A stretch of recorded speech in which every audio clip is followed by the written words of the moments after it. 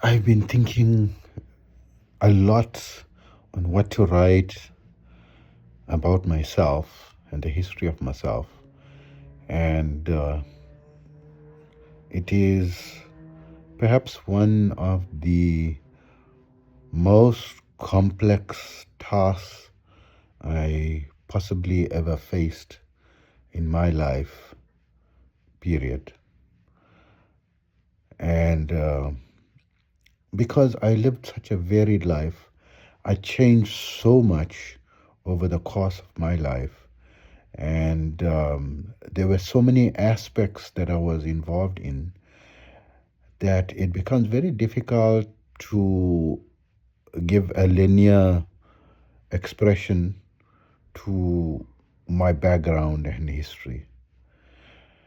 But I'm forced to do this now for the very first time in my life because I now have to publish my books, and it's come to a day where it's a very special day in my life. And I've been delaying the finalization of my publishing part of my book. I mean, at this stage, I've already completed compiling the chapters for 4 books, and halfway through the 5th book, and I've already, prepared the information and the background, uh, probably for about 20, 30 other books. And it's just a matter of, uh, you know, going through the linear process of gathering, putting the information together into chapter form and so forth. The speciality of this day is that it is my current youngest daughter's birthday today, the 21st of May, and she is 12 years old and an amazing young woman that was probably the only amazing, stable source of love and consistent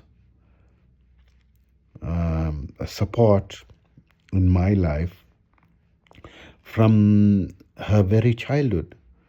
She captured my heart as an infant when she was just a few weeks old. And I remember carrying her, and she was very small. And now at 12 years old, she's also very petite and small in size and skinny, but power packed in her personality. And but I noticed that when I carried her as an infant when she was newly born,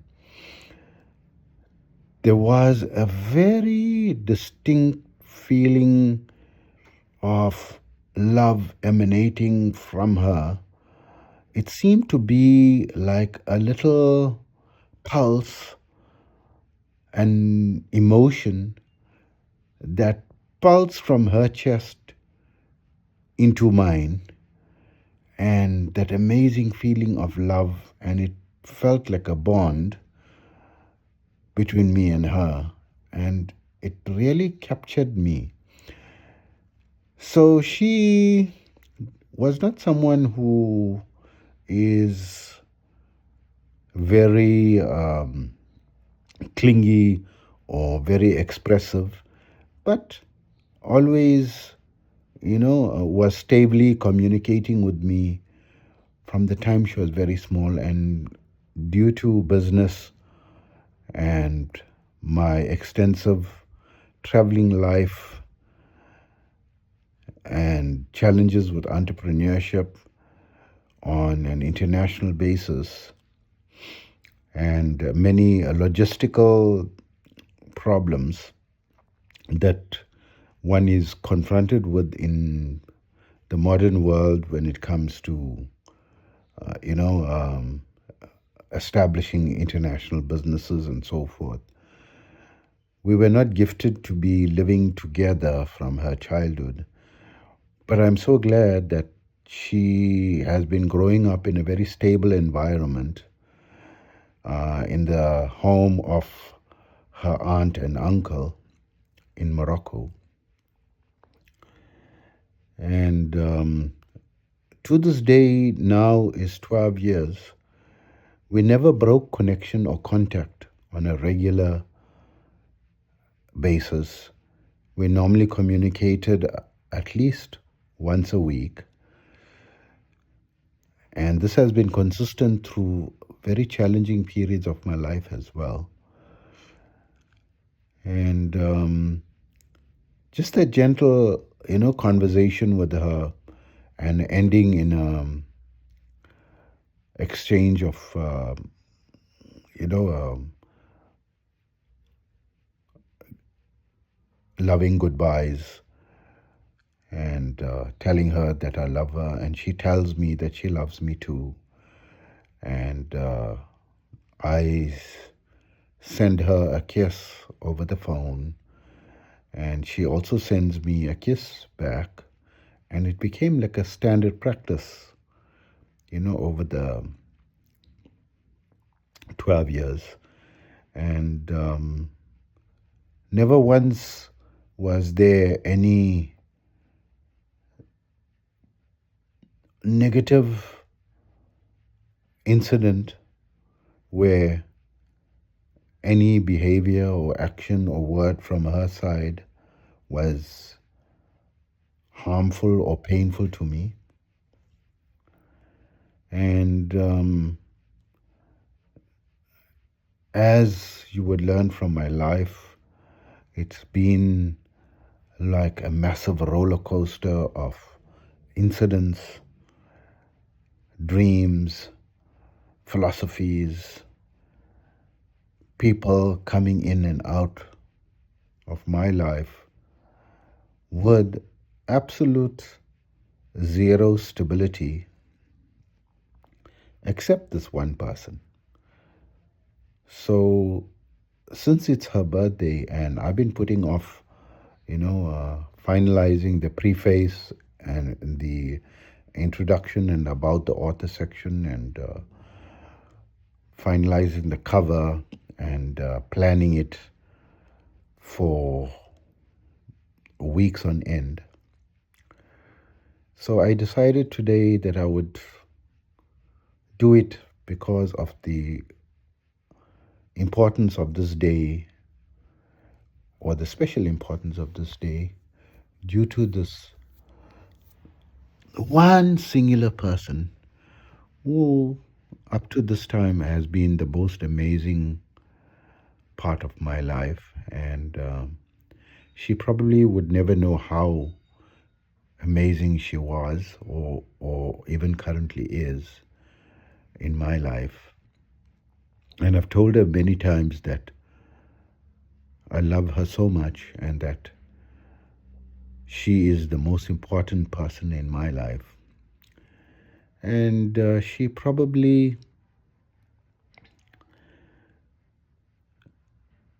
takes that for granted,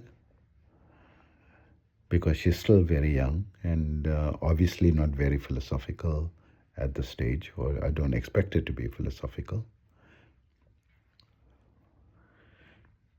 So let's begin. I was born on the 1st of November 1968. And the significance of that was just the numbers, if you believe in numerology. And I also do not understand numerology very well, but I do understand that there is some science behind it. But what always fascinated me was, the number 1 and the number 11, that I was born on 1/11. And only now, in the last part of my life, just before writing or publishing this book, not that I believe that this is the last part of my life. I believe I have a lot more to do, and that my destiny is just beginning in this field of propagating the vast amount of experience and knowledge that I acquired over the decades.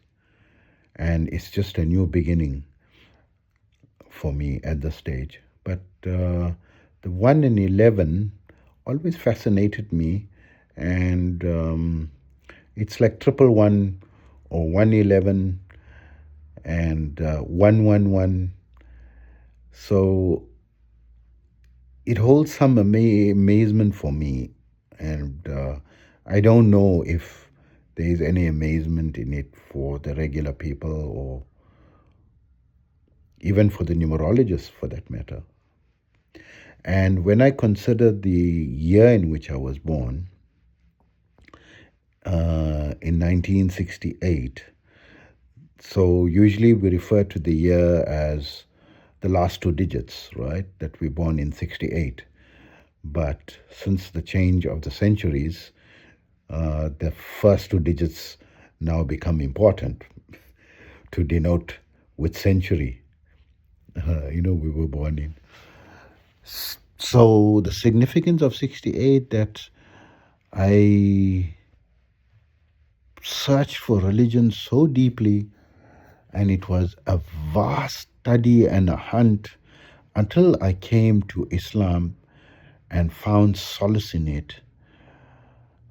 And the significance of the number 68 is the two digits 6 and 8, and the numbers 786 being significance, for this particular religion, as it is not written anywhere in any of the books, but had become culturally significant, over the centuries. And we only had to add the lucky number 7 to the 6 and 8, denoting, my lucky choice, or that which resonated with my soul. And there were two things that I was very passionate about, like the two eyes on my head. I had one eye so passionate about religion, and another eye so passionate about entrepreneurship. And although originally I felt I was destined for the medical field, which I still am in and always was in from childhood, from a natural health perspective and from a nutrition perspective and lifestyle perspective. And I thought for most of my life, from around 5 or 6 years old, that I should become a doctor. And I worked very hard to achieve that. And I wasn't naturally and academically inclined towards that, as you would know soon, as the discussion develops. But I worked very hard and successfully, gained entrance to what would have seemed impossible for someone on my academic level that was performing on a way below average level during my earlier schooling years. And it was just by sheer hard work and effort that incrementally and very slowly developed until I came to upper levels of academic performance during the latter parts of my schooling career. And admission into medical university was not just automatic. I had to go through, a challenging post-high school year, and then miraculously got admitted the following year into the medical university. And the second challenge was how I'm going to afford the studies.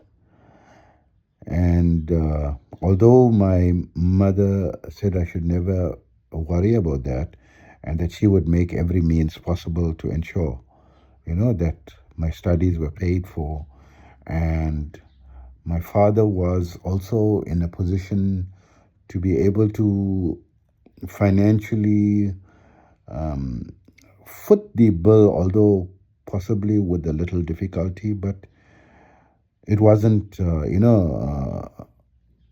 a huge challenge from that perspective. But from my own personal perspective, I did not want to depend on my parents, and I wanted to find my own way to be able to fund myself, and was very determined to get some type of bursary or scholarship. And to get a bursary or scholarship in the field of medical studies, where one studying to become a medical doctor, is usually almost impossible in the time and circumstances in which I was, and that is being in South Africa. It was not something heard of or common for medical doctors to get scholarships or bursaries for this field.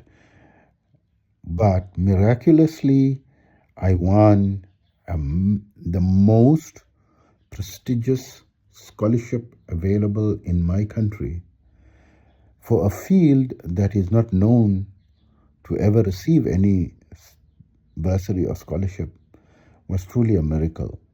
And having miraculously attained the almost impossible feat of getting admitted into this field, and then miraculously getting such a powerful scholarship that not only paid for everything but also paid for my accommodation and food and equipment and books, and also a massive budget for spending, where with the very first spending allowance that I got from the scholarship, which they gave us 3 times a year, I was able to buy a car, a small car, a student car, and a second-hand car. But nevertheless, I bought it cash and still had money for spending and, entertainment and general, expenses that a young man would have in terms of wanting to buy, the type of clothing that usually teenagers would want. I never had a problem, with all that. And despite all that, having achieved all that, when I was in the medical field from the very first year, I felt something very off, that this was not for me. In the very first few weeks of university, when I had to confront the dissection of a rat, I came home and told my mom that this field is definitely not for me. I cannot stand blood, and I don't want to dissect dead animals. And I felt it abhorrent. And if I don't like blood from a rat and dissect, how am I going to be facing blood from humans and dissecting humans? I just couldn't see it. And my mom was very patient and said that I would get used to it and give it some time. And as we progressed in our studies and started to face the next challenge, that we would have to, dissect cadavers and putting our bare hands into, a dead person's body. And this was absolutely something I could not bring myself to. And I felt to cut open a human is desecrating that person, because although people saw a dead body as something that is not a person anymore, but I felt a huge respect for the dead body, and I did not want to even think of harming it, let alone cutting it open for my own study purposes. And also, when it came to academic performance, I found it was very easy to easily out excel my students, and I felt I didn't fit in that field because it seemed very easy for me academically compared to it being very challenging for the rest of the people. And of course, the medical field is very challenging generally for people, but for me it was not so, because from a very young age I was involved in very deep philosophical study of massive volumes of information.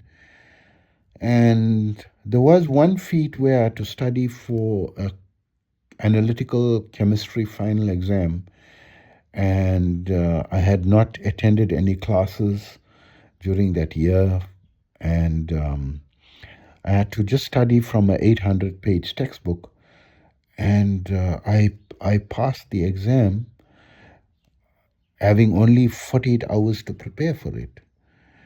And this may seem miraculous to many people, especially my fellow colleagues in the university, because analytical chemistry was considered the most difficult subject in that phase of our studies. And I seem to have just breezed through it. But I felt intrinsically that this field was not for me. And even when I made my decision to leave it and not stand for the final exams and leave and start a life with my then steady girlfriend, they all said I was making a foolish move, that I was guaranteed of a high status and a good income and a prestigious job that many people are dying for. But they did not understand that I worked even greater than what they probably worked to achieve that admission into that field. And I did what was in many people's mind impossible, because as a student in school, especially in my early primary school years, it was very difficult for me to perform well. I remember I was struggling with my times table, my multiplication tables, when I was around 7 or 8 years old, and everyone seemed to learn it so easily in the class, and I just sat and going over and over it, and it was just not going into my head. And I remember complaining to my mom that this, no matter how I tried, it was not working, and I was not succeeding in it. And my mom told me the story of the spider, which was the most influential story in my life that helped me to overcome the greatest challenges. She told me the story of how the spider was trying to, spin its web, and the final part was to reach out to a certain branch for the final part of the web, and it kept failing to reach that branch, and it tried 7 times and failed, and on the 8th time only it succeeded. And if a spider tried 8 times before it succeeded, we being human should not get despondent when we fail once or twice, and we must at least try to be better than the spider. And she asked me a question: how many times did I fail in trying to learn my multiplication tables? Which was only like, I think, 2 times. I think I'd failed at that time, in my attempts in learning it. Then she said, try. If I failed 8 times, then I must at least be better than the spider, because the spider, failed 7 times. I must at least try to fail 8 times. So, of course, throughout my life, whenever I failed at something, I continued trying and trying until I succeeded. And that gave me the grit as an entrepreneur, which also took me long to find that entrepreneurship was my true pathway. So I spent 3 years in my endeavors as a medical student, and I spent another 5 years in my endeavors in the legal profession, thinking that perhaps the legal profession was the right profession for me because my father was in it, and maybe due to genetics that would be the right field. And my father was always encouraging me to get into that field. And I thought perhaps he knew something more than me, although I did not find any attraction to it. But when I went into it, I felt like I fitted into that field like hand and glove. It was so amazing, and I really enjoyed the actual field itself, and I was very naturally good at it. Perhaps it was the genetic component that made it so amazingly comfortable and easy for me. And I seem to have an amazing future if I had only stuck to it. But something was always gnawing in my heart that this wasn't the right field for me. And I spent 2 years uh, in legal internship with private law firms while studying, because I wanted to cover up the time that I'd lost during my 3 years endeavoring towards my medical degree. And I thought the best way is to serve my internship while studying the legal, to kill two birds with one stone and cover up the lost time. And it was absolutely amazing, in the law firms, but I didn't like the prospect of defending criminals. And I felt I was extremely and naturally good at it, and that I was going to be instrumental in being a person keeping criminals on the street. And I didn't want to play a part or have a hand in that. And that's why, after 2 years in private practices, I changed over to the public sector, where I studied towards the prosecution side of it. And even there, I even won the prestigious um, Justice Department's um, backing for my studies, where I did not need to work full time, that I only needed to work 6 months of the year, and the latter 6 months spent in the special justice training program on a full salary. And this is something a very rare achievement. And I achieved that. And despite all of that, I felt something intrinsically wrong, and was pushed to attempt something else. And I just decided to try, a business, and maybe business would be my field. But I was apprehensive to go into it because there was no security in it. But I decided to consider the real estate field, because I'd met a lady who was very successful in as a real estate broker, and she was always adorned with a lot of gold jewelry, and she was the first woman to, sorry, the first non-white woman, I think, to fly a helicopter in South Africa. And she flew her own helicopter, which I believed was her own helicopter at the time. I'm not too sure. But I remember meeting her, and her father introduced her, and I went to her office, and she was immaculately dressed and wealth all around her, and very successful, and opulence, surrounded by opulence. And her office was in a very prestigious part of the city, and she looked absolutely amazing as well. And it really inspired me that perhaps this field in real estate was an amazing field that I should attempt. And I was really sold on the idea after meeting her, and decided that that would be my next field to try. And after 5 years of being in the Department of Justice, or being in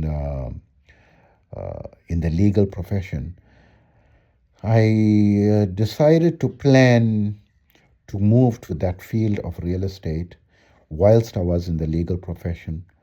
So I studied for my real estate board exam, as well as I did a mini MBA program through a very prestigious private educational institute on weekends.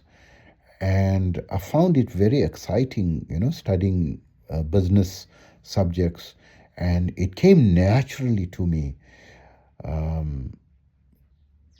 in the sense that I really enjoyed it and I performed well in it, but also my heart and soul was in it. So when it came to the medical programs, I performed well in it, but I didn't really like it. And when it came to the legal subjects, it was very interesting, but it was also very daunting and very voluminous, and something that I felt something not really naturally sinking with me. Although I studied and performed well in my studies whenever I put the effort in it, but I didn't have that motivation to put that effort. There was something in the bottom or of my heart, or deep within me, that was not driving me in that field, despite outwardly it seemed to be very exciting and so forth, the practical aspects. So something seems to be off there. But in the business field, while I was studying, the best thing was I had registered for the real estate exam, and I did not even spend any time studying for it. And I remember that I was, uh, you know, in a very stressful situation in my life, and I was, spending my evenings, de-stressing with having alcohol. And it was one night before the exam, and I'd already drank a substantive amount of alcohol. And I was in bed, and then suddenly it dawned on me that the next day is going to be my board exams for my real estate examination. And my wife, I told her that, look, I'm not ready for this exam, and I'm not going to write this exam. I did not even study for it. And also, I've been drinking today. But my wife says that I should at least give it a try. And, with my upbringing, that I should not fail to try, but try and fail. I felt I had nothing to lose. I mean, I'd already registered for the board exam, it was there, and I was all prepared to fail because I had no idea that it was possible for me to pass. But I quickly went through all the study notes, what little I could gather in that drunken state, because my brain was filled with alcohol. And the next day, I was very hungover, of course. I went and wrote the exam, and the examination also did not feel very easy, and I didn't feel I passed. But I answered as best as what I could. And I was totally surprised when I was informed that I had passed that board exam, which is normally very difficult for people in my country to pass. They normally find it very challenging to pass that examination. And also with the business studies, the weekend, that was absolutely exciting for me, especially when it came to accounting and management accounting and marketing. I really loved marketing. It was absolutely fascinating doing the case studies of companies and how they implemented strategies to succeed. It was mind-blowing stuff for me, right? And armed with these studies and this exam, then I decided to venture into becoming a real estate professional and offer um, paralegal services because I had so much of experience in the legal field, to supplement my income, and dramatically failed at both, after I made the plunge. And I made the plunge into resigning from a secure job, a secure career, because I was in a very secure position in the Department of Justice, with the Justice Training Program, with the medical insurance, and a housing subsidy, and guaranteed salary, and guaranteed advancement. Because the knack of practicing in this field came naturally to me. And it was just before the birth of my first daughter. And I decided that I will not be an employee when my first child is born. I want to give her an amazing future and the wealth that comes with the business owners. And plunged into self-employment 1 month prior to her birth in 1996, February of 1996. And in March of 1996, she was born, and her birth was very significant as a significant anniversary of my self-employment. And every year that we celebrated, for her birthday was a similar celebration of how long I was in entrepreneurship. And when she turned 5 years old, it was an amazing celebration for me. YouTube, now, Dean Grazio's duration, 37 minutes, 55 seconds, speech off. That I had attained that level, of self-employment.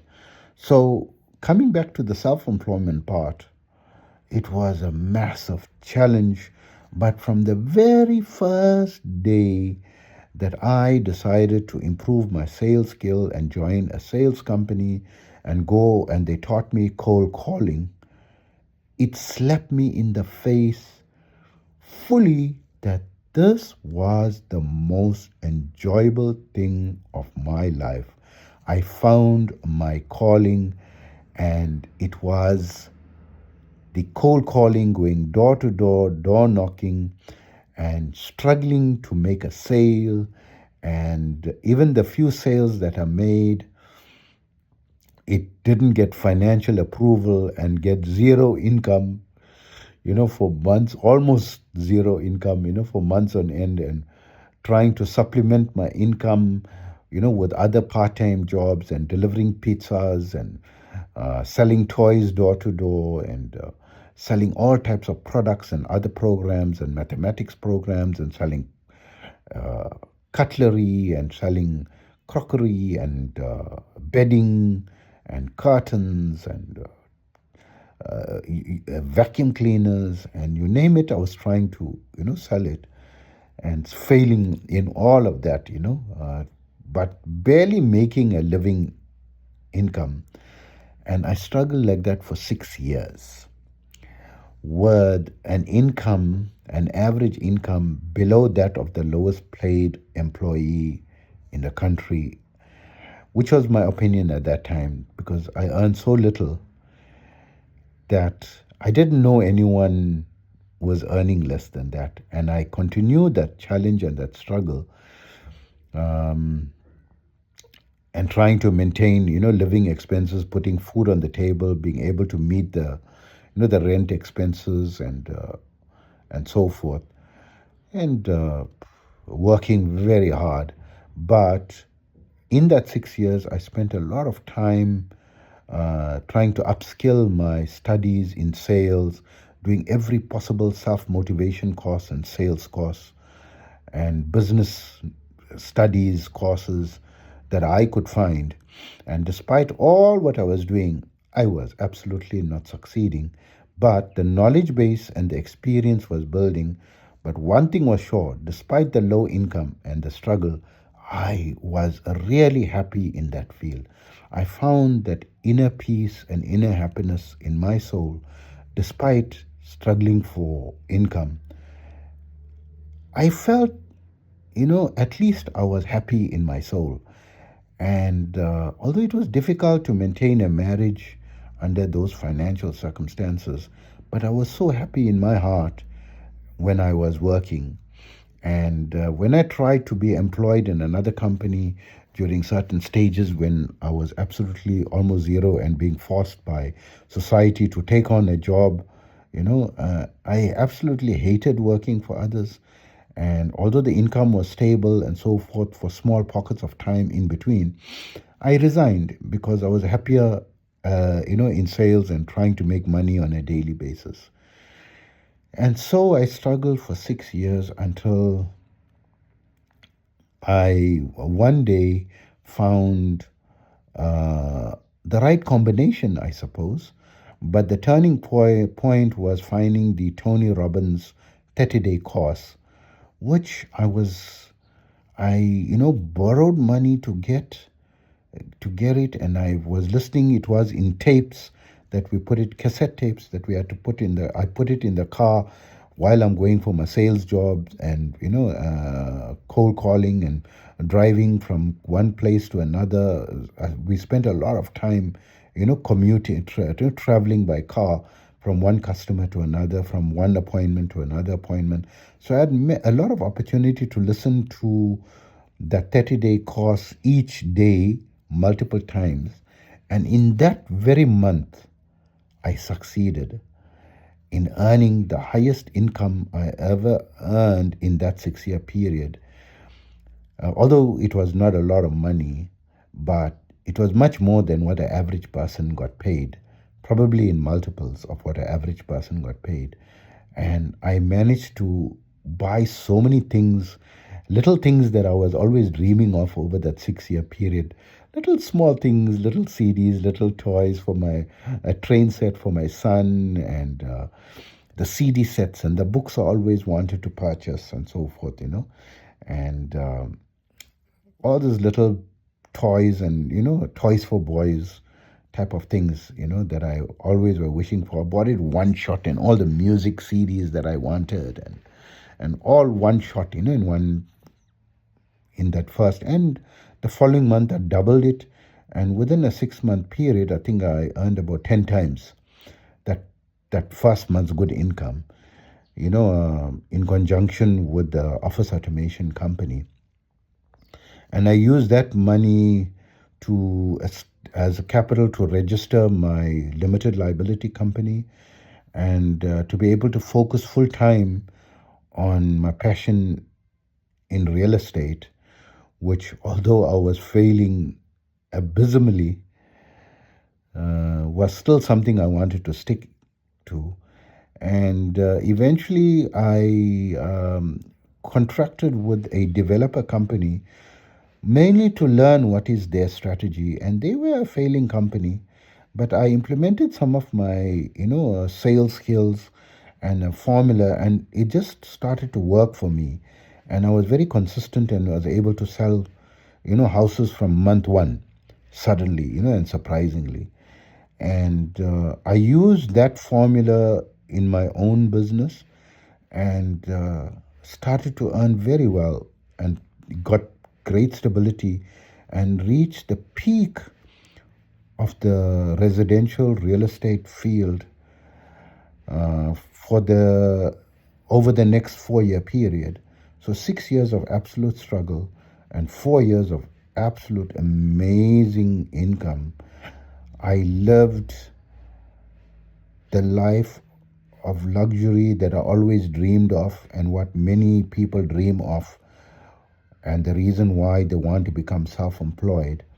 I lived that life and drove the vehicles that I always dreamed of.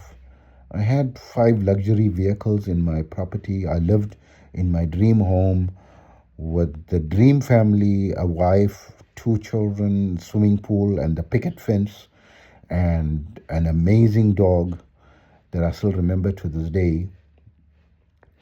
And everything was fine, but I felt something missing, in my heart. Not from a career perspective, because I knew I was in the right field, the right career, but from my personal life perspective, I still felt that there was something missing.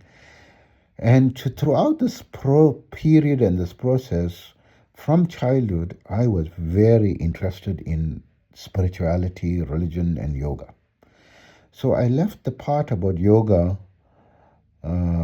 out in the beginning part of this introduction of my background, because I didn't want to start with that, because that has become the most dominant part of my life currently in terms of my success over the number of years that I've been practicing it, and my success rate in healing, as well as the length of time that I've been teaching it and having created amazing simplified protocols over the decades.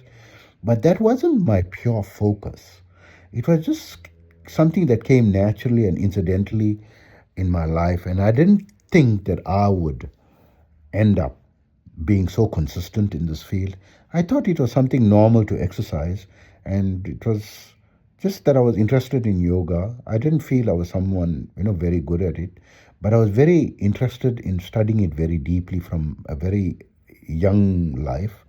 I was around 7 or 8 years old, I think, when I started to be very interested in it, because my father in his bookshelf had some books on yoga. It was fascinating to look at the pictures because I didn't know how to read it at that time. But once I learned to read, for my 10th birthday, I asked my mom to buy me a gift, because my mom asked me, what I wanted for my 10th birthday, what gift did I want? Because from 9 years old to 10 years old, you're coming from a single digit age to a double digit age, and it was like a significant transition in a life transition stage. But I was passionate about yoga, and it was like no doubt in my mind what I wanted. I wanted the 30-volume edition of The Science of Yoga. And she probably was surprised by that request, probably thinking I wanted a bicycle or something. And nevertheless, she did buy me a bicycle anyway, my first bicycle. But she bought me the 30-volume books, and I was so excited, and it was like I won the lottery when I had those books, and I drowned myself in those books, and it was like reveling in the lap of luxury.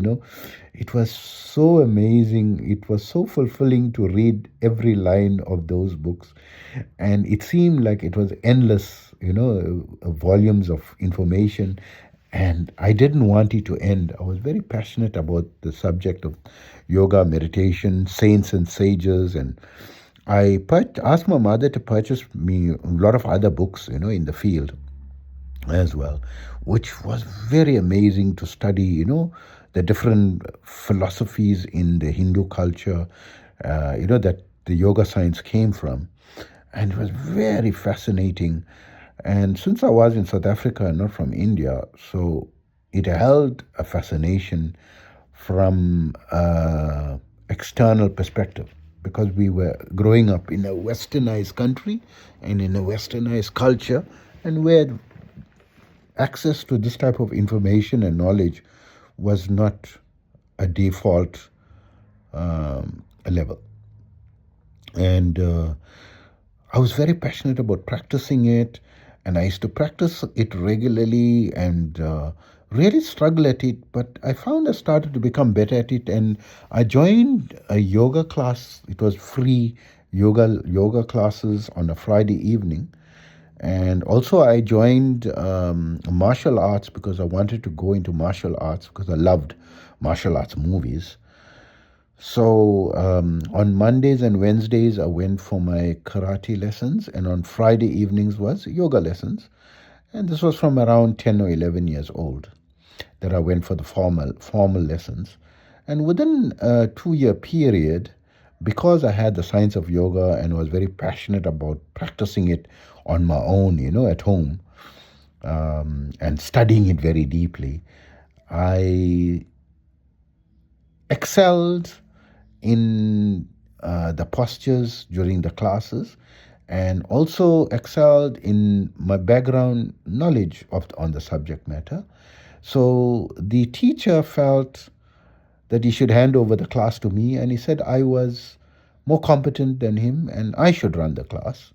So I was, I think, 12 years old at that time, and this was in 1981, during the beginning of it. I know I turned 13 towards the end of 1981. So I was still 12 years old when I was handed over the class and teaching, and I enjoyed teaching it.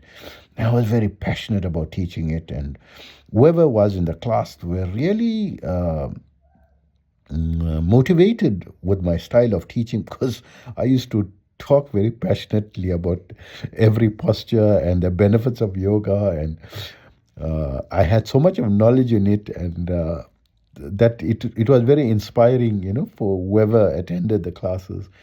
And what we noticed that after the class, that no one did not feel any benefit. They all felt more centered, they all felt lighter, and they all felt amazing. There wasn't a single student from that age, and I felt that was a normal thing. And perhaps in the yoga classes, people go for yoga and feel, lighter and better, because it's not the teacher, it's actually the system itself, which is amazing. But it depends on how the system is taught.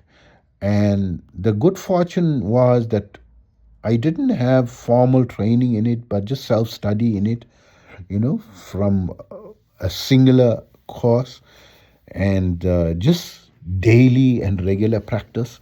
But because I was studying the science of yoga, I was studying it holistically, not only from a yoga postures perspective, but also from the study of the holy scriptures, the Upanishads, the Vedanta, the Puranas, the Bhagavad Gita, and the Ramayana, and also studying saints and sages, and also karma yoga, that to do charity and help people. And I was always volunteering, to make sandwiches for the poor people while I was still in school, going 3, 4 in the morning before school could start, going to this or getting picked up, putting my name up on the roster, to volunteer as a volunteer.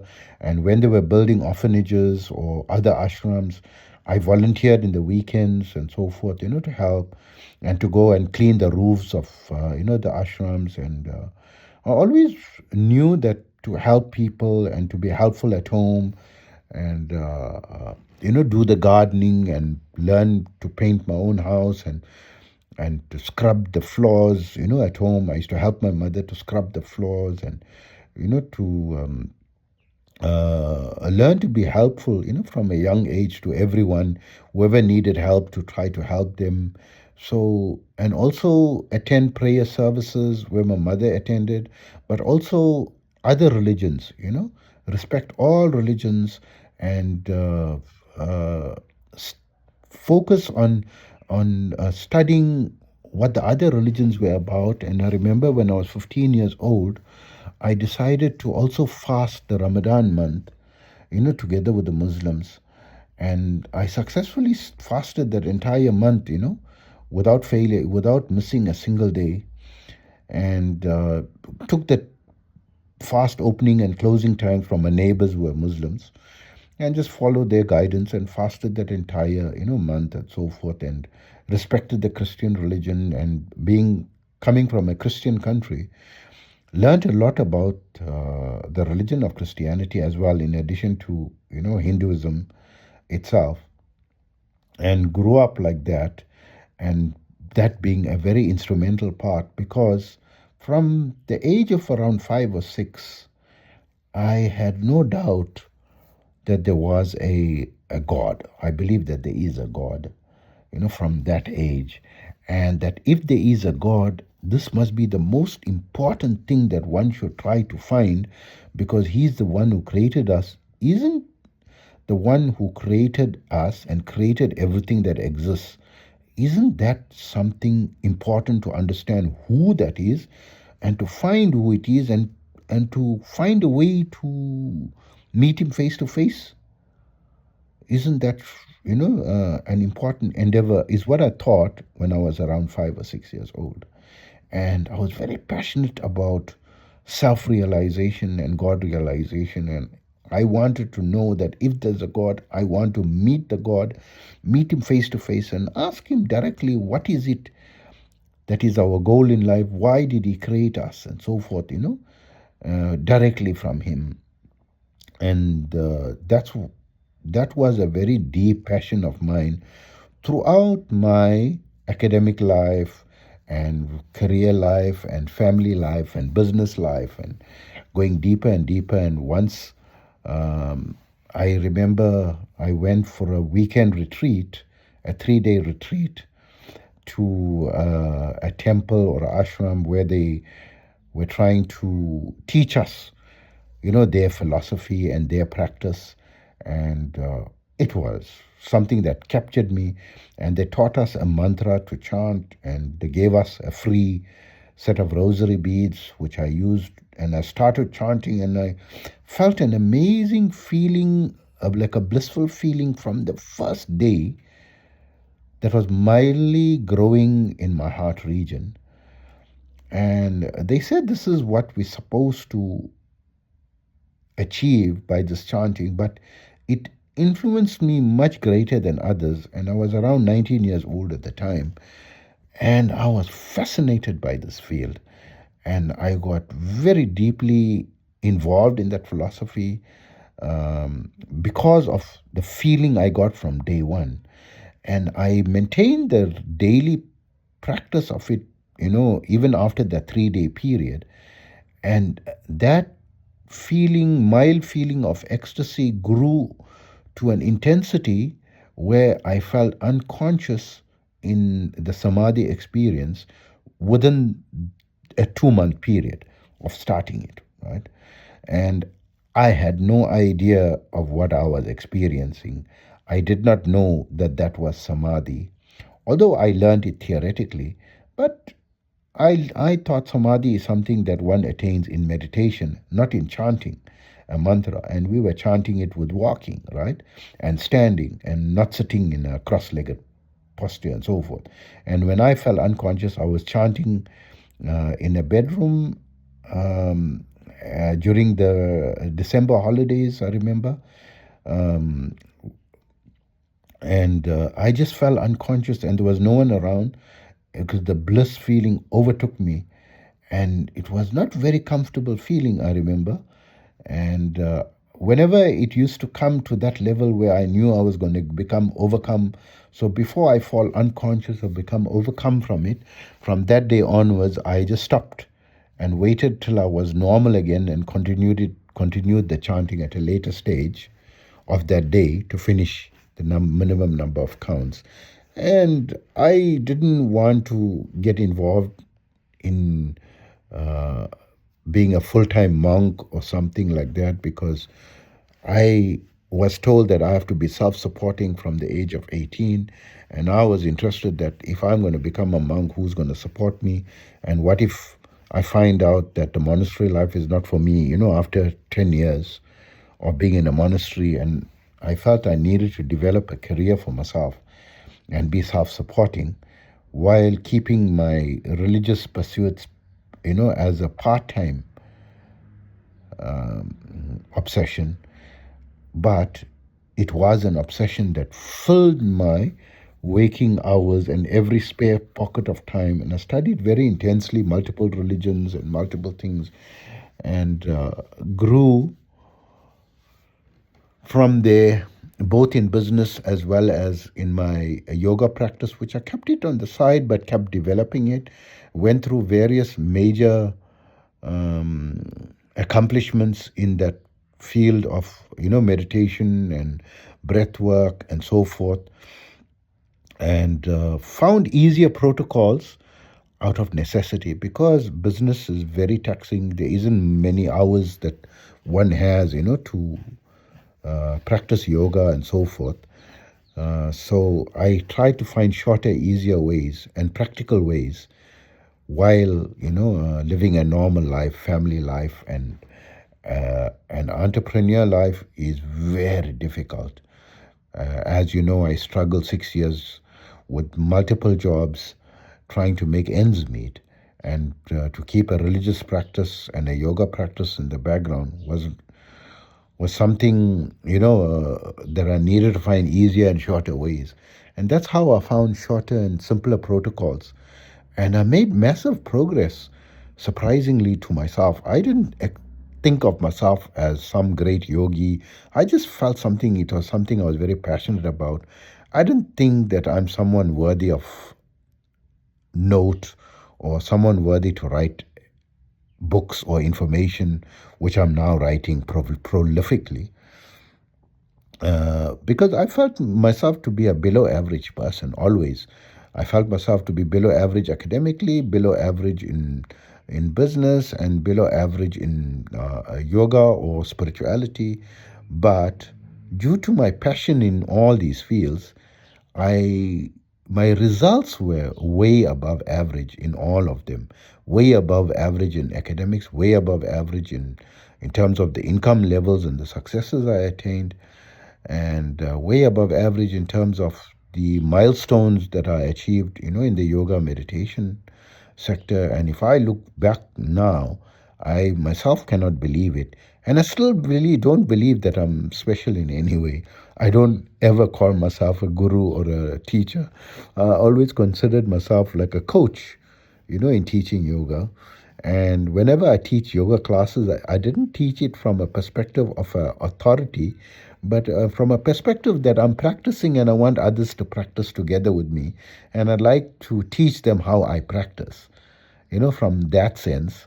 And even when I was teaching, I just taught what I knew, but I didn't consider myself above the other people, just that they didn't have knowledge of what I had. And that I always felt that if they practice a little bit, every one of my students is going to excel over me, as is what happened over the decades. I mean, my students put me to shame. They attained the breathless state and out of body experiences in a very short spaces of time, And it took me, although people consider 19 years old to be very young to attain samadhi, but you must know I'm passionate about this from 6 or 7 years old. So to me, it took me like about 12 years, to just get the taste of samadhi. And it was something that I practiced over many decades, and took me many years to attain every small simple milestone, and it came always as a surprise, not something that I worked towards, as a surprise, whatever came. And when I reached master level in energy healing, I mean, when the energy, I was able to control it manually, the Kundalini energy, on the low level, of course, not on the high level, and start developing it, and being able to transmit it telepathically and so forth. This was mind blowing stuff. I didn't know someone could actually get better if I'm going to send energy telepathically, And I didn't even know I was using the principles of quantum physics and entanglement. And only later I found that I was doing this naturally, and that's how, the healing was occurring. Because I studied everything very scientifically, and I tried to get a scientific perspective behind it. Because I didn't go formally into any yoga university or yoga studies. It's just what I learned from books, but I practice. And I believe that an ounce of practice is worth tons of theory. So I focus more on practice than theory. So many concepts in yoga, like what is an OBE, I had no knowledge of what is an OBE. I think I was more than 50 years old. One of the students asked me if I ever had an OBE, and I had no idea what he was talking about. He said, no, out of body experience. I said, of course, I had that. And I know how to, teach people to attain it very quickly. But I did not know there was actually an acronym for it. And I was 50 some odd years old, practicing yoga for almost 5 decades. I never knew there was such a thing as chakra unblocking. I was mind blown, and then I developed my own unique protocol because I knew what is chakras and where they were located, and with my own internal experience of them. So I didn't do chakra unblocking like how other people do it. I do it in a very unique and highly effective way at that as well. And it was during the COVID period, and I was speaking to one of my friends, and he's a billionaire, CEO of about 12 companies, and he always says, "No, I'm just billionaire on paper, not in cash." But he had owned his own airplanes, and I think he owned his own Lamborghini and a palatial home in the most prestigious part of Dubai, and an amazing amounts of money that he was able to raise, for the companies and his expertise. But he was very humble, and which is what I liked about him. And he says he's got no special business skill. He just got lucky. He was just very lucky. He was not someone very good at business or very well educated, but he was lucky. And he just he tried many things and just got lucky in one or two things. And that's how I feel. I am that. I was very passionate about yoga, meditation, and philosophy and business, but not naturally good at business or not naturally good at yoga and so forth. But practiced for a long time and got lucky with what I achieved, and I still feel lucky to this day. And when I'm healing people, I always feel I'm lucky. That they recover, but the recovery rate is phenomenal. I still, till this day, I've got no idea if someone's going to get better, but they usually always get better from the worst of illnesses. And currently, I just received a critical care recovery, task. I started last night. I didn't know someone very dear to me, and it was a lady that is in ICU and extremely ill, and I considered her the best human I ever knew on the planet, more than all the prophets that I had read about, more than all the saints and sages that I had read about. And because she was a very simple woman, but she never spoke a harmful word, and she was someone that really I wish every human could be like that. Simple, caring, and not egotistical, and really loyal and dedicated. You really feel that this is a person who always has your back, will never betray you, and this is so hard to find. And I have got no idea because she's in a very critical stage.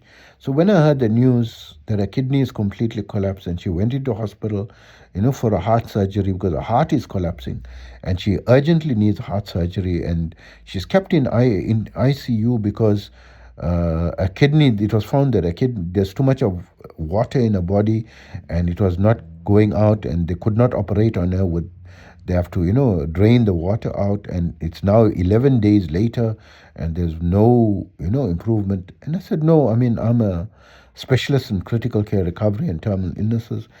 In a heartbeat I will do it for her. And always when I don't get, have customers and so forth, left, right, and center. I find special people are always, try to offer my services and heal them, especially special people. And these are usually people who are very poor. So, of course, I'm doing it for free. And in my energy healing career, I would say 99% of the clients that I healed were done free of charge. It was more than a pleasure for me, to assist, especially these people couldn't afford, fancy medical treatment and so forth. Of course, I insisted that they do take medical treatment and they take, minimal what they could afford, and if that is freely available in their respective countries. And even this lady, she is currently in a hospital. And I was so glad because I spent about 2 hours, sending the energy. My protocol takes about 1 hour, 45 minutes to 2 hours. And in the critical care recovery, it's minimum 10 days. And from the level that she is in, I felt last night that I have to do a minimum 100 days, like a terminal illness case, before she's even self-subsist, can be independent in being able to uh, take care of herself and follow some guidance and protocols to, recover health herself from that point onwards. And this morning, when I heard that she's already improved from the very first session, I'm blown out of my mind. And this is how I am. It's not like I'm coming from a background that, oh, I'm this great energy healer and I've got this great success record. And if I'm going to heal someone, they're going to get better. Absolutely not. But my track record, yes, people miraculously get better from the most difficult of ailments. People came with pain in their arm that they had for decades, for 25 years and 30 years.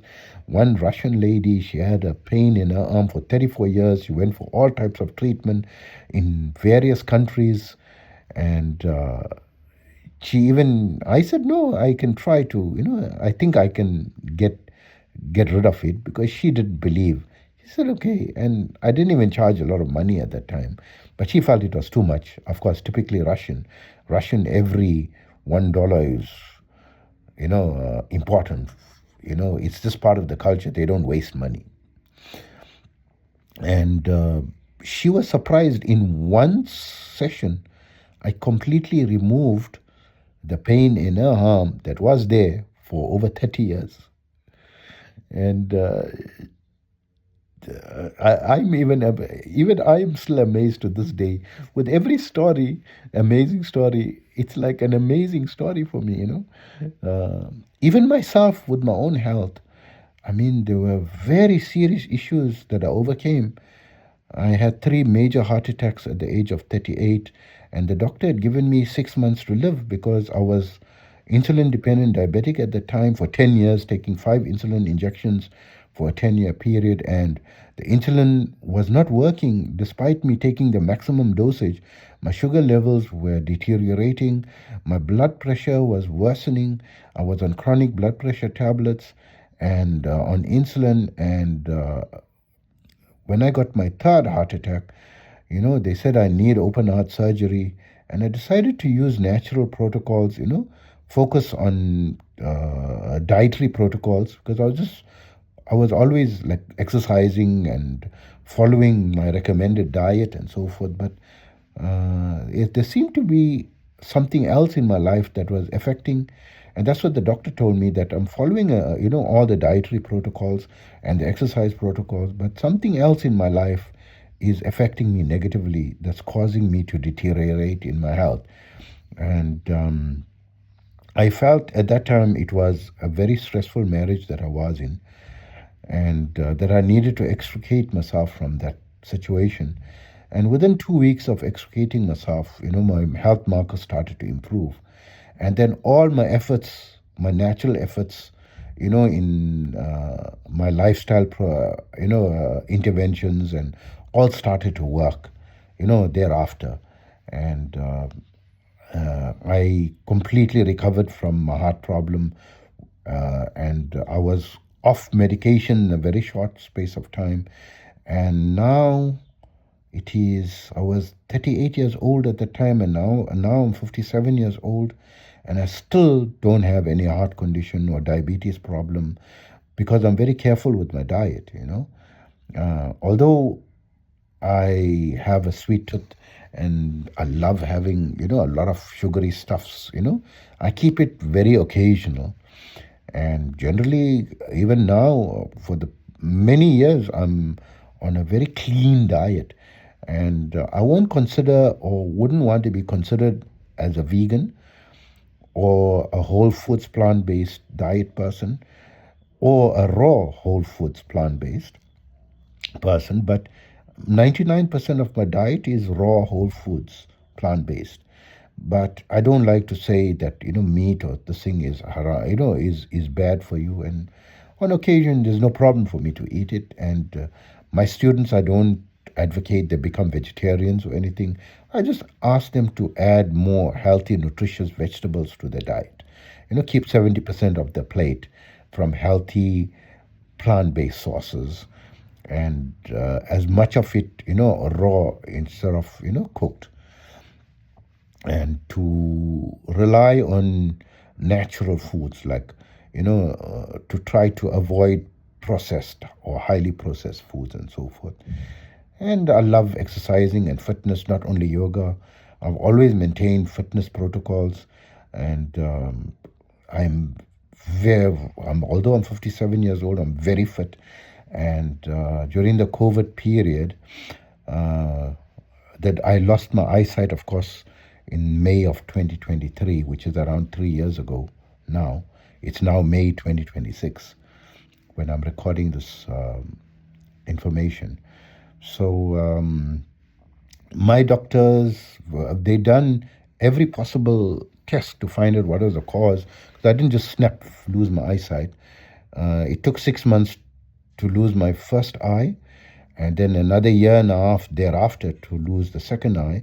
And I was losing it gradually. The first eye, I could feel it getting mistier and mistier over a 6 month period. And despite all the intervention, nothing was working. And I had access to the best of medical intervention.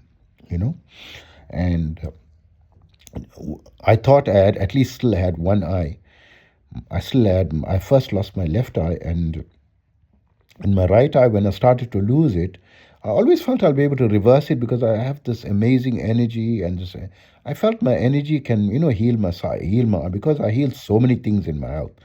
I went through so many great health challenges.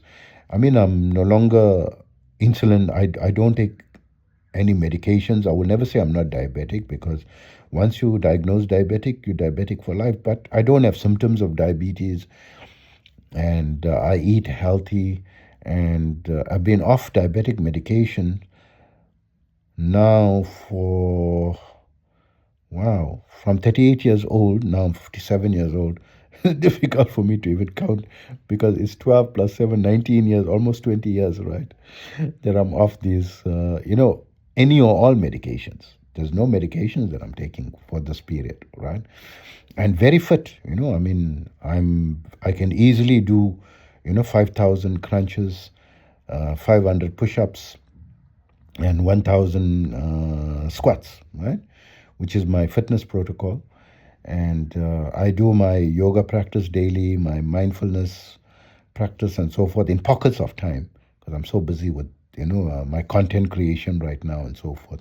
So coming back to the story, when I met my friend who encouraged me during the COVID period, he said, I'm so good at this field, and in discussing this field about yoga and meditation and healing, that I should focus on doing this full time, because during the COVID period, I lost my business, right? And we lost everything.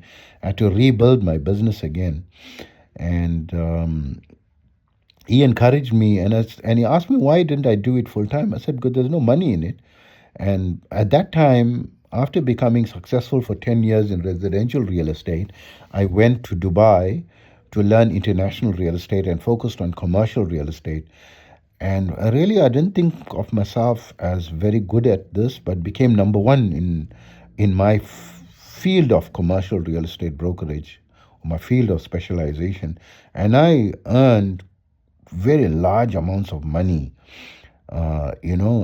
consistently, because I focused on five-star hotel sales, sale of full buildings, and premium retail spaces for rent. And we charged between 2 million to 10 million US dollar in commission, right? Because it was a premium level, service offering. And it wasn't difficult for me to, earn that type of money. And to go and start teaching yoga for $10 and $20. I mean, the maximum you're gonna charge is $100, right? And I don't know if someone's gonna pay $100 for a yoga lesson. I don't know if they're gonna pay $10 for a yoga lesson, because I always taught it for free, because I didn't want to earn money, in $10 increments. I wanted to earn in millions, right? So I never even conceived of charging money for it. And to this day, I haven't charged for yoga lessons and so forth. And now that my book is going to be published, it's the first thing that people are going to be paying money for. And I mean, to have it readily available, I needed a major platform. And Amazon is a major platform. And of course, we have to charge something for it, because to have it available free of charge may not, maybe it's not going to be taken seriously. And to charge too much for it is also something, I mean, a decent amount for someone who's not known as an author in the world. I was advised like 11.99 is a good starting point. Or if money is not the objective, $5 is amazing as a boost, or even 2.99 and then change it. But I don't like chopping and changing. I like to keep one price. So I was torn between $5, which might be considered not, which might make my book not be considered seriously, and 11.99, which would give it a little bit more serious level. But I wanted, my mission was not, was more to have my information become viral, into as many hands as possible. And if that is my main intention, more and above than being given, than my content being considered seriously, then $5 would be a better. And I love the $5 principle because it's less than the price of a Starbucks coffee in most countries. And I love Starbucks coffee. Starbucks coffee is my favorite place, although it's not the best of coffees on the planet. There are better coffee makers, but it's easily available in so many countries, and the atmosphere in which the coffee shops create, it's amazing. And you can go and do your work on the internet, and sit down as a struggling self-employed person. It's a good place that you could meet clients as well. It's and the name Starbucks, probably, it's a very catchy name. And they got the green theme, the green color, my favorite color, possibly that. you know so when I'm speaking, I'll keep jumping, from one subject to another subject to another subject, and I keep forgetting what was the original, subject, because I'm so passionate about every single thing. I get so passionate into what I'm saying. So that's when I decided on five, because I'm planning on publishing as many books as possible. I've already got 5 books that are ready for printing. I mean, the 5th book is halfway through compiling. 4 books already compiled. It's just for me to put the covers and the introduction, the preface, and about the author section, and the summary for the back cover. And I've already decided on the theme for all my front covers. And I'm planning on doing a minimum of 40 books a year, to publish 40 books a year. And hopefully, I don't know whether I'm going to achieve it or not, but I've got so much of information. It's not about the quantity of books that I want to get. I feel that even if I write 1,000 books, is not enough for the amount of experience, nuanced experience that I have, that I could share, that can make people's day-to-day life easier from a yoga, meditation, and spirituality perspective, and a lifestyle perspective. And I'm passionate about improving people's lives. And hopefully, something small that I say can make a small difference in someone's life. And as it has made in so many people's lives, in the past, which gives me the fulfillment of being born on this planet and living, that if I could be of benefit to someone, I feel that I'm is worthy of me being alive on this planet. And I've been trying to do that from my childhood. And even when I was in high school, I used to teach maths and physics for free. I never charged. I was good at these subjects, and other students who were good at the subjects never taught it because they felt they didn't have time. But I made time, and I felt that if I'm teaching it, it's like a practice for me as well. And I even after I completed I gave free lessons on maths and science, to whoever needed it. And whoever needed lessons on yoga and meditation, I always freely gave it, and so forth.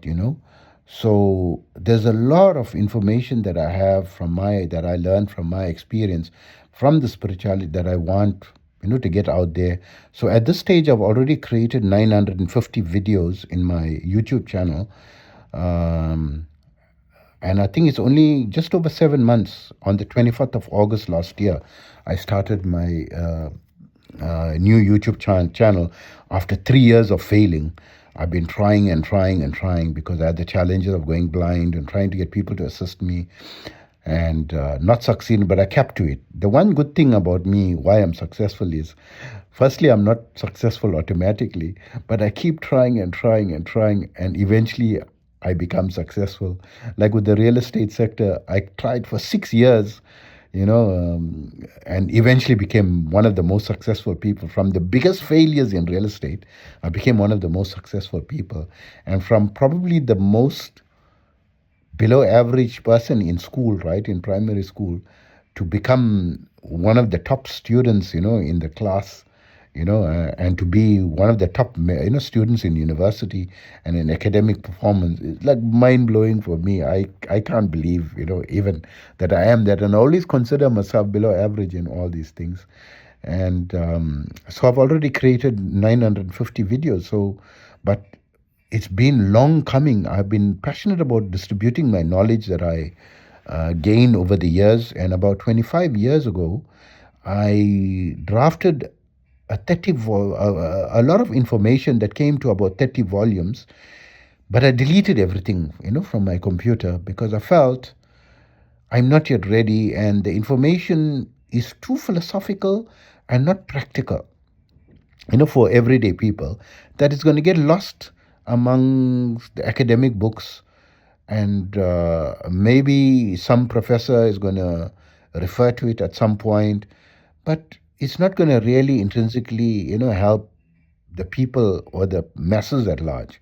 So I deleted that whole 30 volumes. And a lot of people said, how could I do that? I should not have done it. But I felt it's totally useless.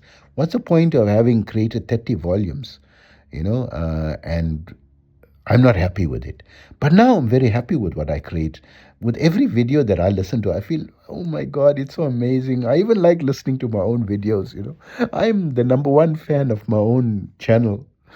And I even tell my friend that I speak to on a daily basis that I really enjoy my subject matter, even if no one, else. I mean, I've created 950 videos, and I think I was over 900 videos and only 37 subscribers, right? And it only started to grow again, like in drips and drabs now recently by, I think about now I'm at this point when I'm recording this information about myself. I'm on 45 subscribers and well over 950 videos and well over 200 podcasts. I started my podcast channel on Spotify and Apple Podcasts on the 16th of February. It's now the 21st of March. Don't ask me to start calculating the months, right? Okay, February, March, April, May. Okay, 3 months, just over 3 months, and I'm on 209 podcasts published, right? And I loved blogging, and I had a friend, to help me with my blog. I think about a year ago, I was encouraging him to help me to publish every day, at least one blog a day. He started it, and after about a month or so, month or 2 months, I think, he he was not comfortable doing it, and I didn't want to push him. I felt I'm pushing him to do something that I'm passionate about and not what he is passionate about. But only recently I found a way how to do it, as a blind person. And even in my content creation, that took 3 years, before I could successfully, because I got people to assist me, but they weren't consistent. They weren't passionate about it as I was. They got, after a month or two, it wasn't worth them spending their time, and helping me to do it.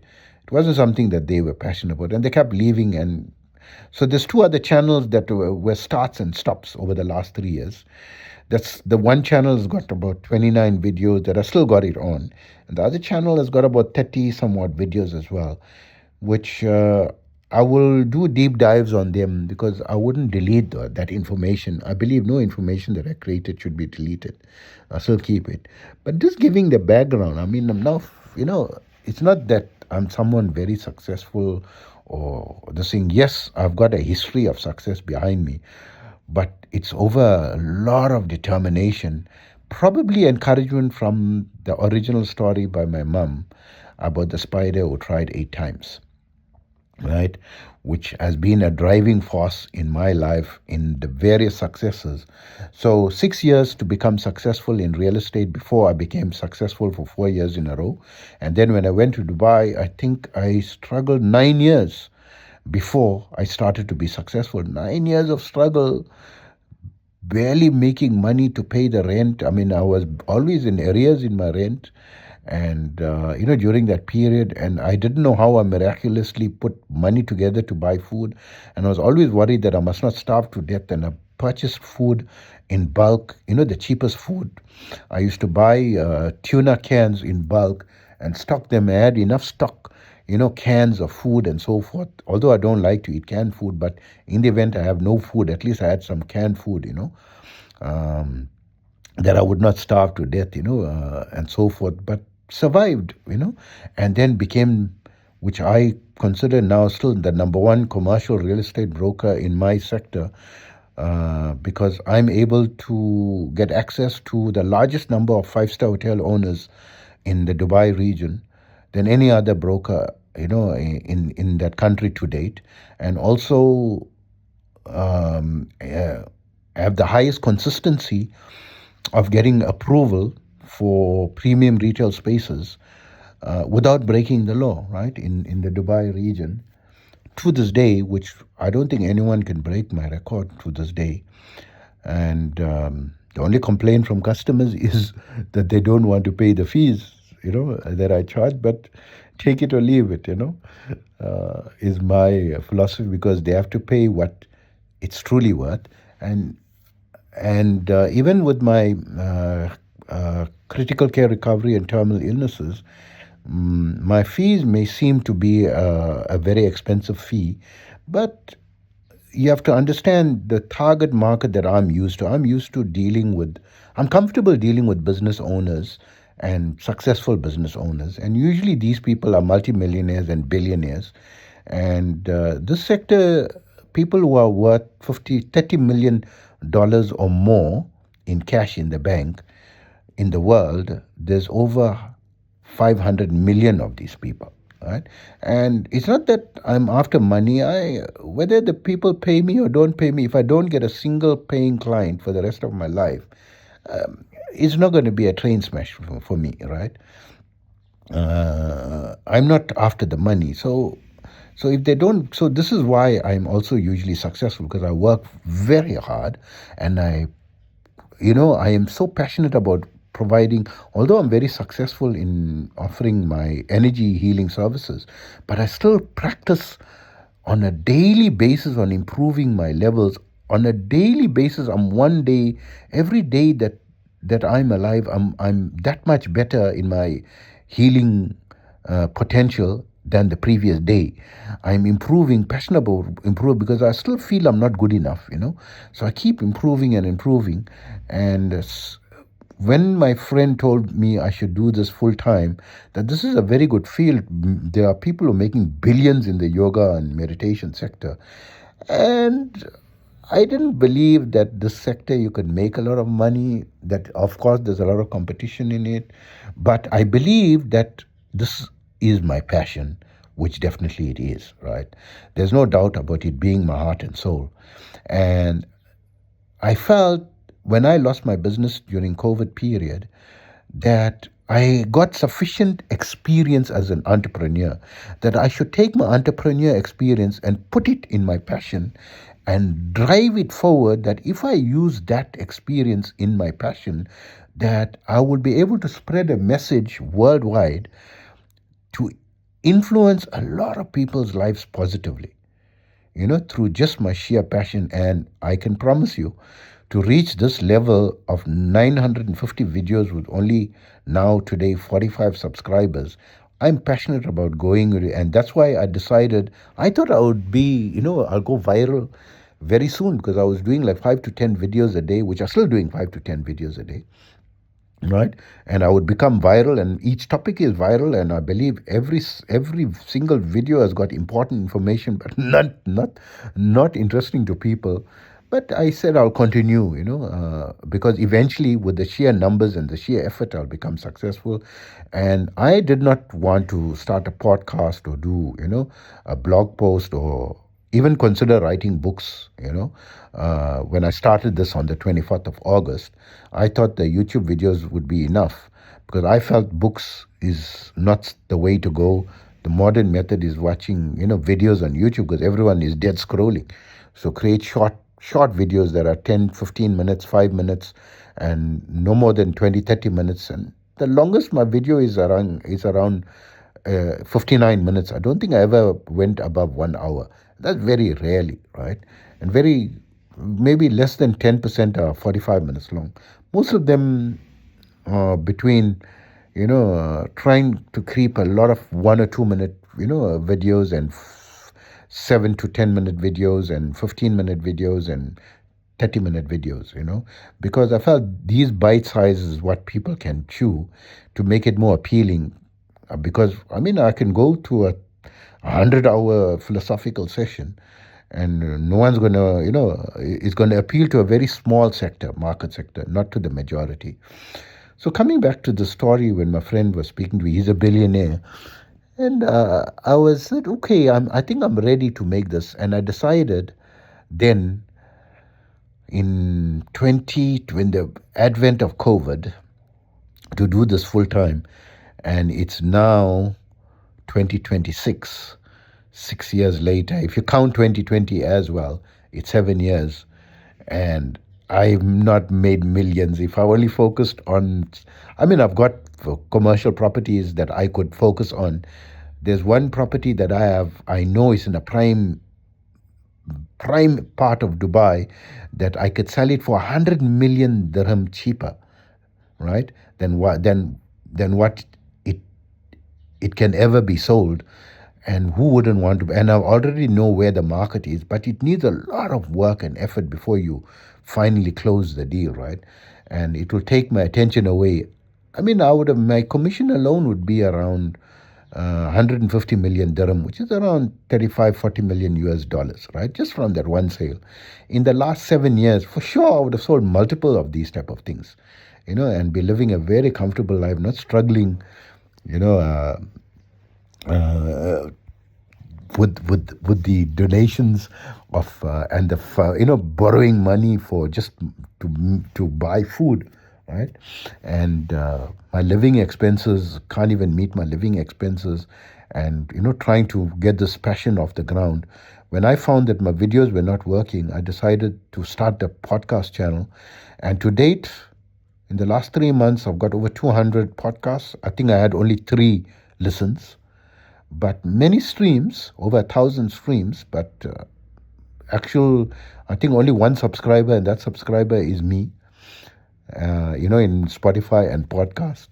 But I know it will, I just have to stick to it, because one of my the person who I consider as Really, as a mentor figure, is Joe Rogan. When he started his podcast, for years he made no money, right?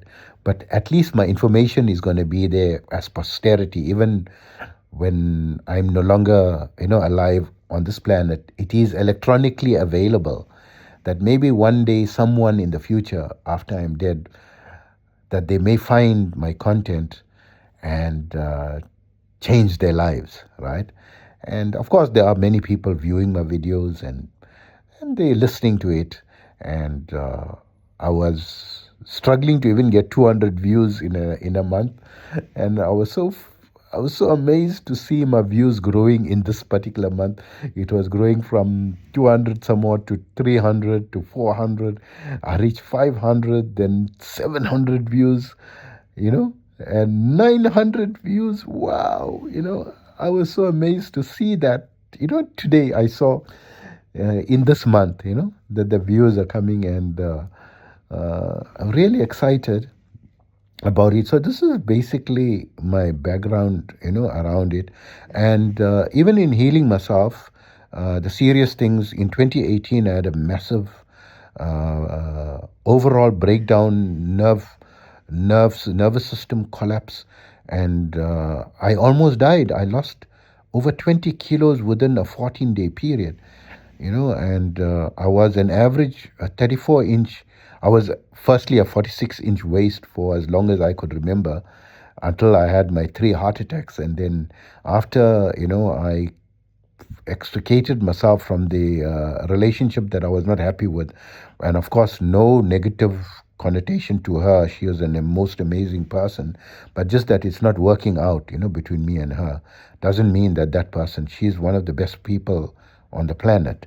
And I was lucky to be married to her. And if I was not married to her, I believe I would not have attained the success in business that I attained, because she pushed me, that no matter what I attained, she always pushed me to reach higher and higher levels, and was an instrumental level in me attaining the levels of success, or to see that I could. I mean, I never believed that it was possible for me to earn 1 million a month. And if it wasn't for her, I would not have attained that level. I honestly believe that. So, but just that oil and water cannot mix, right? And it was a very major stress point in my life. And it's just that certain, it's not that someone's bad or someone's good. It's just someone's personality is opposed to another person's personality type. It's not like one person is bad and the other person is good, in that sense. So I don't want it documented, And she always said that I would never meet someone better than her, you know, in my life, which I disagree with. I've met many people who are very good, and many amazing people, after divorcing her. And every person very amazing in their own right. And as you would come to know, I've got to date now 6 divorces. And I always tell my friend, the problem is not with the other person, it's always with me, that I was the one who left the marriages, right? And I was the one who walked away from these relationships. And probably because I'm involved in fast forwarding my spiritual growth, that you evolve so fast that what was so amazing no longer, it changes, you change as a person. So it changes your relationships, it changes your friendships, it changes your social circles, it changes you like a rapid fire, it changes. And I'm doing very intensive levels of evolution and practices, my spiritual practices, just to sharpen the sword. I'm spending 10 to 12 hours a day.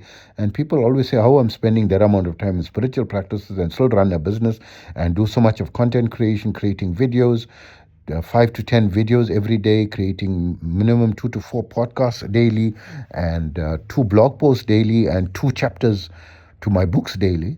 And this is mainly because I'm an entrepreneur and I know how to bend time. I mean, what's the point of you being advanced in yoga meditation if you don't know how to bend time? So I learned how to multitask and bend time and find free time as well. I find free time daily to spend 2 to 3 hours just relaxing and talking to my friend. I find free time to sit and meditate and do my breath work, which I'm very passionate about. I feel the pivot of yoga is the breath work, and the Kriya practice is actually um, an advancement of the breathwork, and the breathwork will always be the foundation. You can't leave the breathwork, you know. And the kriya is like the postgraduate thing, that go. And the yoga postures is absolutely essential, to keep the physical blockages open. I will not practice breathwork without first practicing my yoga practices, right? My yoga postures, because if you do your breath work without your yoga practice and you do with the yoga, there's a massive difference. I always do at least I've got my 5 minute yoga and meditation program. I am the number one user of that program because I'm so busy sometimes, but at least I know I got 5 minutes sometimes, to do my yoga practice before my breath work. I do my 3 minutes of yoga and my 2 minutes of, mindfulness before I start my breath work. And I always have that 5 minutes, and my 2 minute meditation is mind-blowing stuff. I always intermittently find 2 minute pockets, throughout the day. I probably meditate about 30, 40 times a day, in pockets of time that I find while a certain video is uploading and it doesn't want me to move away from that screen, or I'm busy waiting for something to upload, or this thing to happen, or that thing to happen, or I'm waiting for this to, or someone is, on the call center, they said, please hold. And while I'm holding, I can quickly, meditate, and I can go into high levels of meditation, advanced levels in seconds, right? It takes me 2 to 5 seconds to go into the theta state of meditation. And to go into delta, it takes me 2 to 5 minutes, right? To go into the delta state. So I always like to get into the theta state. So when I have 2 seconds available and 3 seconds available, I quickly, calm my brain and focus on, developing and energizing whichever chakra that I want to energize. And I'm focusing on, developing my seventh chakra and developing my heart chakra and developing my third eye chakra and developing my solar plexus chakra and also developing my sacral chakra and my root chakra and my throat chakra. Actually all 6 chakras, right, is important, but at different times I focus on them for different purposes because they are different energy frequencies that is pertinent to different aspects of our life, and every aspect of our life is important. It's important for us to live a balanced life, right? So coming back to my friend who motivated me, I want to praise him. I don't want to mention him by name because he wouldn't want to. I don't have his permission to be mentioned. And also to mention, my friend who is my current daily, brainstorming partner, is the only human that has got the patience to listen to me on a daily basis, and is great financial assistance, although he's of very low income. His income is extremely low, one of the lowest, in his country, on the lowest levels, but he helps me on a monthly basis, and this is more than the millions and the billions that I've earned. This little help that he gave me is more because the heart behind it. I never met someone like him. I've come across most amazing people, and I've been married to the most amazing woman. The 6 divorces that I had, they were some of the most amazing people that I was married to. Each one of them so amazing in their own right. I am really fortunate and gifted to have been, a part, or had the opportunity to be a part of their lives. Not that they were part of my life. I was, privileged to be part of their life. And of course, to have had the most dynamic person, my mother, was the most influential person in my life, in molding my ethics and my morality and who I am as a person, to be tenacious and to have achieved all the levels of success. Without her upbringing, I would not have had the strength to be the strong character that I am, today. And of course, the influence of my father, who always pushed me, and he was an iconic person. He attained very high levels of social, professional, and academic successes that is truly was an inspiration for me to be able to attain the successes that I attained, in my business circles and in my academia, and also in my spirituality and so forth. Having these as role models, is what attained my levels of success. So this thing about the author that I'm recording is probably very mixed up and very unique, but I want it to be like this. And I will, of course, use my AI to polish it up and create something amazing. So, although I may not officially be able to publish my book today, as I can see this about the author section is taking so long, but it is a memorable day that I want to, remember for all time to come. In my very first book, the creation of the book, I sat down and I created this recording about the author section, which is the most difficult part. To write everything, the content in my book is very easy. It's my experience, but to talk about your own self is very difficult, right? So I don't think I've even touched the surface of who I am and so forth, but just that I like to set a goal, and irrespective of what the circumstances, I want to achieve it or die trying, right? I always believe that it's either I'm going to achieve my goal or die trying. And it has been this type of mottos that has been instrumental in my successes. And I don't think naturally I've got any talent that has made me remarkable or made me qualified to have attained some of the most amazing, achievements that I attained, but it was just the sheer tenacity and the trial and error. And of course, in my adult life, after the spider story came the story of Thomas Edison, who is truly someone that is, that resonated very well to my heart, because he tried over 1,000 times, and when confronted how he's able to continue after failing over 1,000 times, he said, "No, I haven't failed 1,000 times. I just found 1,000 ways that this will not work." When he was trying to invent the light bulb. And I always consider every failure not a failure that I found a way that it would not work, that I'm that much closer to finding the way that it will work. And the longer I fail, the closer I find that I am to the success. That when I failed, I tried, to reach master level, took me, I think, about 40 years of trying, right? When I attained it, because I've been trying to attain that level of mastery over the Kundalini energy from a young age. And I attained it after 40 years of trying, but I never give up, right? I kept trying, right? So I'm that type of person. And so some people consider me a very successful energy healer and so forth. I just tried very hard. Imagine if I had given up. I tried 40 years before I could succeed, in being able to heal people on a master level and to heal them telepathically. Imagine if I'd given up in the first few days or few weeks or few months or few years or few decades. I never give up in the first few days. I never give up in the first few weeks. I never give up in the first few months. I never give up in the first few years. And I never give up in the first few decades. It's only after 4 decades that I succeeded in it, and I continued. And what I'm happy about myself is that I am happy every day with myself, because I found my calling in religion. I found my religious pathway. I made my choice. I'm not saying that, Islam is the best religion for everyone. Everyone got his own pathway, right? But I found it's the best for me.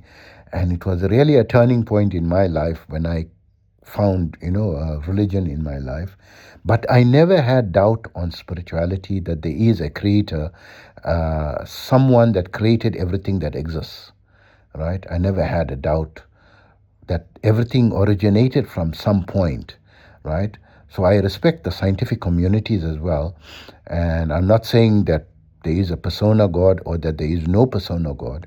So I stick to my belief and faith, but I'm open that maybe I am wrong and the other people are correct, right? Maybe atheists are right? And I mean, maybe the satanic is right. So I even had like customers who were satanics. I never turned them away that you are, opposite to my religion and you worship Satan. And no, I don't know who's right and who's wrong, right? I always keep that humble opinion and keep an open mind and try to be helpful to anyone irrespective of who he is. I'm not here to judge people that you are right and you are wrong, that you are a satanic or you're an atheist or you are this religion and I am this religion and your sect of even within the sect of Islam itself, people are slaughtering each other, which I am totally opposed to. I'm totally opposed to harm people, engaging in wars where innocent people are being killed. That I believe strongly no innocent person should be killed in a battle. And even if your enemy is coming and killing innocent people in your community, it's not a license for you to turn around and kill innocent people in their communities. Absolutely one of the most major sins, right? This is what I firmly believe. And that when you are fighting, that you should not harm the trees and the buildings, leave alone innocent people, right? All this should not be harmed. And people are just sending missiles and it's exploding, man-made structures, and it's causing harm to the earth, the planet earth, and buildings and the atmosphere and the environment. This is all nonsense. I don't believe in all that. And this is very clear in the religion, right, of the Islamic religion, but no one seems, generally no one will believe that this is part of the religion. Nor have I met people, who are fully pushing for this.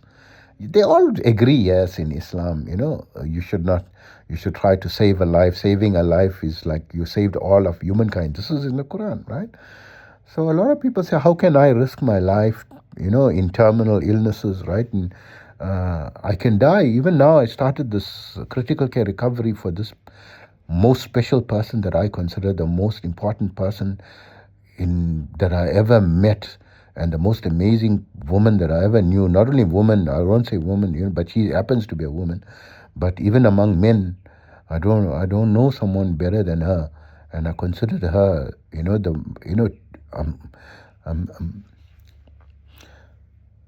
can say I'm really welling up with tears in my heart that I aspire to be someone like her. And she's really a successful person.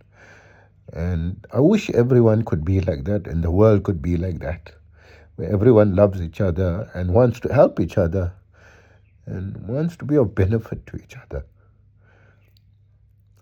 So I don't think I've said a lot about myself. I've said just a little bit to get an idea. I don't want to go through all the incidents and so forth. But suffice to say, I want to end that my own energy healing, I've helped myself. I had a massive brain tumor that I healed. Only recently it completely cured. And I'm still working on, reversing my eyesight. But I reversed so many other things, more than 30 or 40 serious ailments in my own body. And just by following the natural protocols of, my lifestyle, my diet, and yoga and meditation, I'm so passionate about it. I believe it can make a massive improvement in the quality of life of every person. And I hope every person adopts at least the 5-minute yoga and meditation program and find massive benefit in it. Why should people struggle? People should not be struggling and be stressed and be unhappy. There's never a day that I'm unhappy in my heart. I'm always happy every day. I'm always content and thankful in my life. And I wish every person has this peace and this happiness in their life as well.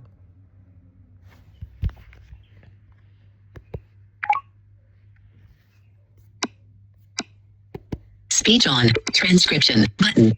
Playback settings dimmed. Playback set. Transcription button. Fast forward. 15. Play. Dimmed. Button. Fast forward. 15 seconds. Dim. Pause. Button.